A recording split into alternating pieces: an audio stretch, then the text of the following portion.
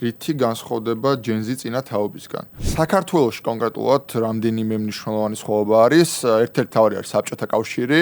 ამ ადამიანებს არ უცხოვრია ცნობიერი ცხოვრება, არ გაუტარებიათ არც საბჭოთა კავშირში და რა ძალიან მნიშვნელოვანია, არც 90-იან წლებში, იმიტომ რომ გვიან საბჭოთა კავშირზე ალბათ უარესიც კი იყო 90-იან წლების საქართველოში, იმიტომ რომ ეს იყო არ შემდგარი სახელმწიფო, შემდგომ იყო ძალიან მოწყვლადი სუსტი სახელმწიფო, იყო რამდენიმე ომი, იყო ნარკომანიის ეპიდემია, იყო ბნელი და არაადეკვატური ნაციონალისტური შეხედულებები, არა სამოქალაქო ადეკვატური ნაციონალიზმი, არამედ ისეთ ნაციონალიზმის ცუდი გაგება, მაქსიმალურად ისეთი, რომ ეთნიკური უმცირესობები გარბოდნენ, მათ შორის ამ ქვეყნიდან, ანუ ძალიან ბევრი უბედურება იყო.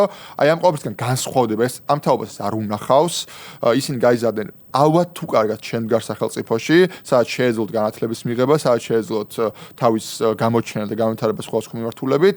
მეორე ძალიან მნიშვნელოვანი ეს არის ინტერნეტი, რომ ისინი უკვე რაც გლობალური ქსელის პირობებში გაიზარდნენ შესაბამისად აბსოლუტურად განსხვავებული რამ ნახეს გაჯეტების საშუალებით, გაცემთ რომ გლობალური მოქალაქეები და უფრო კოსმოპოლიტი ადამიანები არიან, ეს არ ნიშნავს რომ თავის ქვეყანა არ უყვართ, ეს ვაჟებ-შაველონაც აგვიხსნა რომ ერთი მეორეს საერთოდ არ გამორიცხავს,